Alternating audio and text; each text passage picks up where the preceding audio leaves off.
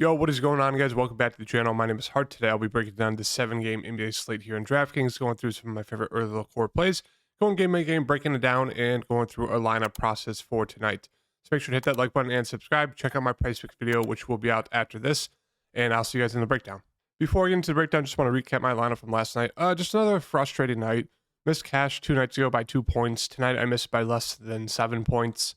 As you can see, Maxey with 44, he was great. Quickly was super disappointing with 25. Melton, of course, he's 6% owned. What happens, the game blows out because Embiid shoots 6,000% in the second half and blows him out, which is super frustrating. So he only got 21. Bobby Portis turns into the worst basketball player ever when he starts without Drew or Giannis. It makes no sense. Mo Wagner, I just truly don't get this. The dude was going off. 21 minutes, 36 fantasy points. The dude only played 5 minutes in the third quarter. Didn't play the rest of the game. It makes no sense. Wasn't injured. Wasn't in foul trouble. They just didn't play him. Tyus Jones was just trash. Anthony Edwards, of course, 4% owned. On pace to absolutely break the slate. Game blows out. So he does nothing in the second half. And then Steph Curry, 5% owned, 60. So, I mean, I had it, but it just, of course, the ball doesn't roll my way. So looking to hopefully have the ball roll my way tonight. On to the 7-game slate breakdown. Moving on to Atlanta and Washington with this first game here. Atlanta looks like a team that everyone's going to be all over tonight. Trae Young's just too cheap here at 8,800. Really hasn't had huge games since the Portland game there and then since Brooklyn and Cleveland, where he got 50 fantasy points. Trae Young looks great, going to be super popular tonight. I don't mind DeJounte Murray either. Obviously, a great matchup here versus Washington, so they both look very, very solid. If I had to get to one, probably be Trae Young. You could always get like contrarian and play both of them together, but I just prefer getting to Trae Young. I think Clint Capella still looks decent. I mean, the minutes are kind of all over the place. It really makes no sense. He was doing well in this Miami game, so they did extend him a bit. But yeah, he's a guy who could definitely get you there in like mid-20s minutes. Maybe he gets in the 30s. Who really knows? It's just an absolute dart throw with him. Sadiq Bey has seen good minutes the past 2 games. He's been a little bit more aggressive, shooting the ball well. So maybe that has led to extended minutes for him over Bogdanovich. But you could have to take a shot on him at 4,800. I still think DeAndre Hunter at 4,500 is a very, very solid play. He should see 30-plus minutes. He's usually pretty aggressive shooting the ball, can get you some peripheral stats. So, I mean, he's not going to have like a huge game, but he could definitely get you like mid-30s, maybe closer to 40s, depending on how well he's shooting the ball. So I do like him in this matchup here against Washington. Bogdanovich is there. You can always take a shot on him in tournaments and just hope he catches fire off the bench. John Collins is all the way down to 4,100. Now, he's been in huge foul trouble recently, 3, 4, and 4. That's really like kind of screwed his minutes. So, I mean, I do like taking a shot on John Collins here. If he stays out of foul trouble, he should see mid-20s into 30s minutes and could easily pay off 4,100. That just seems way too cheap for him. So, I do like John Collins as right now at that price tag in this matchup versus Washington. Moving on to Washington. Porzingis, Beal, Kuzma. I have interest in all 3. I think they're all just kind of strong secondary options. No one really stands out as of right now for me. Maybe Beal, just because he's been super aggressive recently and pretty decent. But other than that, no real interest in the rest of this team. Delon Wright, maybe if he starts, you could definitely get to him at 5,000, 5,200. Gafford's there at 5,000. If Morris plays, obviously it takes Wright out of the play. But if Morris is out, you can still look to Wright. I don't mind it. And then Denny, I do have interest in him. Played 21 minutes. It's just with Kuzma back, Denny coming off the bench is just a super risky dart throw. And that's really it. Moving on to Portland and Boston. I mean, Dame, if you think they can keep this game close, I think Dame looks like a very solid contrarian spend up. Obviously, he's been fantastic the past 2 months. Jeremy Grant has been great as well. Kind of that second leading scorer for them, playing huge minutes. So I do have a good amount of interest in him at that price tag. Nurkic, don't think he'll be back. I mean, that dude hasn't played in like 15 years. I guess he played once there, 2 minutes. That was it. But yeah, I have no interest in this team, really. I mean, you could get to some of these wings, like Cam Reddish. His minutes have been huge recently. He's been doing decent. So I guess I don't mind him at 4,700. Eubanks is there. It's just no real standouts to me. Maybe I'd say Reddish, Grant Lillard, if you want a piece, and that's it. Moving on to Boston. Tatum's just way too cheap here. 10-3, even with this team, fully healthy. I'm not really sure why Tatum's 10-3 when he should be like an 11K player. So, do really like him. Brown, I just prefer getting to Tatum, even though there's like 1,000K, like a 1K difference in price tag.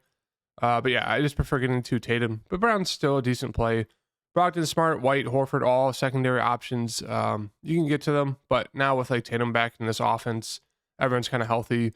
No real standouts to me. You can always take a shot on Al Horford. I don't mind it. The minutes are decent on him recently with no Robert Williams. He's playing like 30 plus minutes. So at 5,500, he's been shooting the ball better recently. I think he looks pretty solid.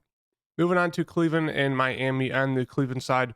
Mitchell, Garland, Mobley, Allen, all strong secondary options. If I had to get to one, it'd probably be Mitchell just because he's been just the most consistent in terms of like kind of scoring and being aggressive recently, coming off a 40 real life point game.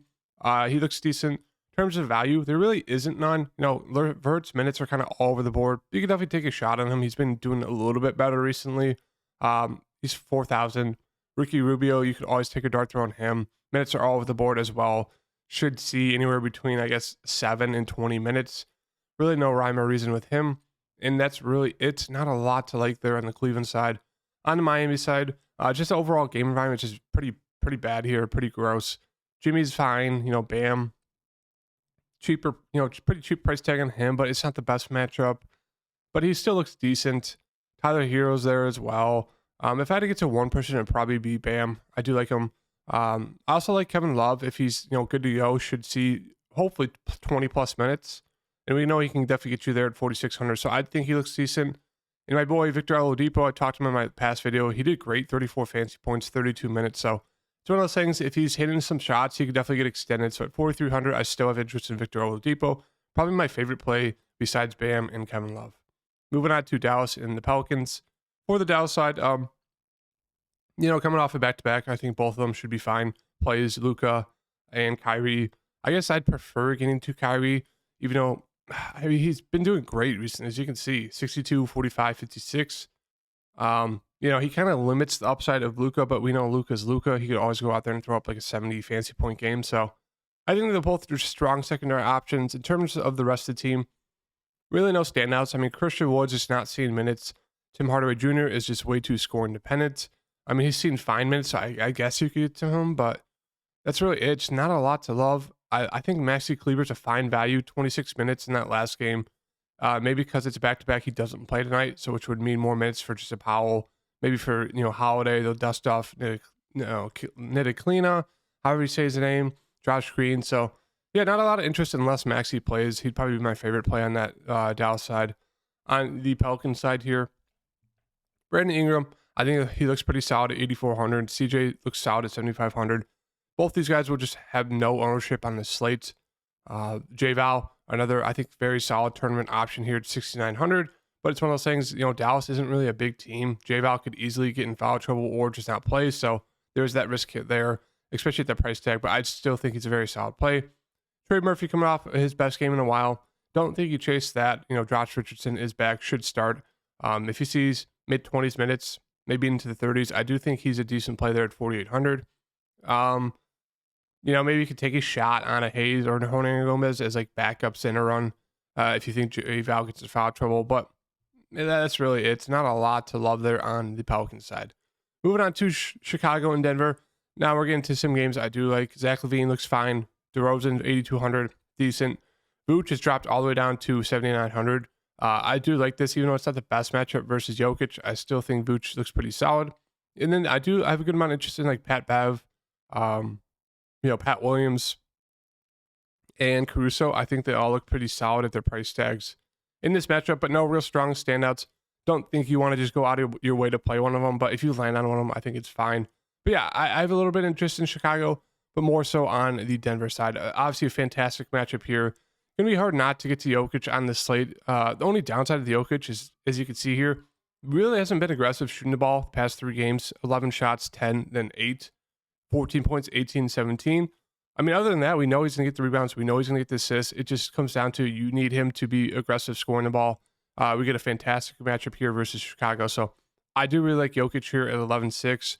And I do really like Jamal Murray. Same thing. He's going to be aggressive. He's been great at getting assists, rebounds, steals. So I think playing them both together works. Playing one of them works. I just really like Denver today. They look fantastic. Aaron Gordon, I really like him. It just comes down to matchups, right? Like Vooch can't guard Jokic. Pat Bev really can't guard Jamal Murray. Caruso will probably be a little bit better of a matchup. But Aaron Gordon, who's going to guard him? DeRozan? DeRozan's given up like 50 pounds and like 6 inches on Aaron Gordon. So I think Aaron Gordon could be a very, very, very, very sneaky play here at 6,400 against the Bulls. No one's really going to be able to guard him. I think if Denver wants to win by 100 points, all they have to do is Jamal Murray on top of one wing, KCP on top of the other wing or in the other corner, Jokic at the top of the key, and then Aaron Gordon on one block, and PJ on the other block. I mean, pick your poison. You throw it to Jokic. He can either drive it on Vooch, shoot the ball, pats it down to Aaron Gordon, or pass it to MPJ, who's being guarded by Levine. I mean, it should be absolute barbecue chicken for these Denver guys. So I like all of them. All the starting 5, I think, are all very solid. I think my least favorite would be MPJ just because he's score independent. But I think the whole starting 5 looks fantastic here for Denver. So I really, really like them. They'll probably be in my price picks video as well. Moving on to OKC, SGA is out. So you can definitely get to Giddey. He should be in line to see solid minutes. Jalen Williams is out as well. So 2 of the starting 5 are out today for OKC.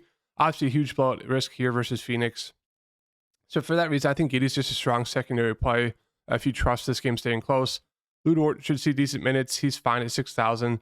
Isaiah Joe probably starts. He looks okay, pretty score independent. Williams will probably start. Aaron Wiggins did start that last game. So, I mean, I guess you get to Aaron Wiggins in some of these value plays. You can take a dart on him. It's just, I guarantee they empty the bench. They'll probably play Jerry. They'll probably play Butler. They'll probably play Dieng. They'll play Saric. They'll play Wiggins. They'll still manage to play like 10 plus people. So for that reason, it's really no strong standouts. They're just going to throw everyone in there. Maybe you could take a shot on Dieng. He's been super, super productive recently in the minutes he's been playing. And if this game blows out, he could definitely see an extended run. So I think my favorite play would be taking a shot on Dieng, even though that the minutes aren't really a guarantee. Moving on to the Phoenix side. For Phoenix, KD, Durant, they both look too cheap here in this matchup. KD saw 40 minutes, so it looks like his minutes and limits, it's gone. Devin Booker's been super, super great at playing alongside KD. So both of them look great. It's just, will this game stay close for that reason? I think they're a very solid contrarian plays. You can always land on Ayton. Don't love it. His shot attempts have really gone downhill. Paul is there. He looks okay. He really just has huge assist upside, not going to be super aggressive offensively. That's really it. No interest in anyone else on this team besides really the main 2 guys. And then moving on to Toronto and the Clippers. Pascal Siakam's price tag has really plummeted. He's not been playing well recently, as you can see. 42, 36, 37, 38, 31. I like a bounce back game here for Pascal. Fred VanVleet looks pretty solid here as well. He's been super, super productive at times. Portal's prices come up. The minutes are kind of all over the place. Trent, OG, everyone's just kind of just decent secondary options. I really just prefer getting to Pascal and VanVleet at their price tags. And then on the Clippers side, Paul George, Kawhi always look like strong options here as some spend ups. Prefer getting to Kawhi just because he seems to be a little bit more consistent, even though Paul George has been better the past 2 games. Russ, he's always pretty solid, 34 minutes, only shot the ball 9 times, but he was decently productive. So you can definitely take a shot on him, as we know, and see he does have some upside. He's been averaging like 40 fantasy points the past like 6 games for the Clippers. And that's really it.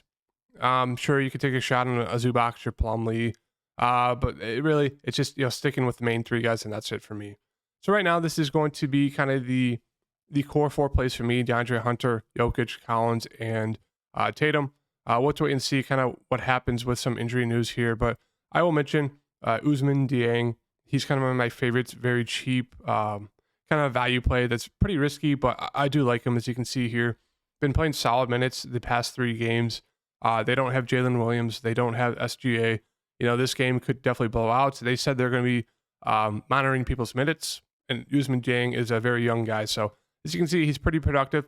Kind of just, stuffs the stat sheet, kind of like a Kyle Anderson. So I do like him here at 3,200, getting in a very risky play here in a game that could definitely blow out. So that's the picks for today. Hope you guys liked the video. If you do, hit that like button and subscribe.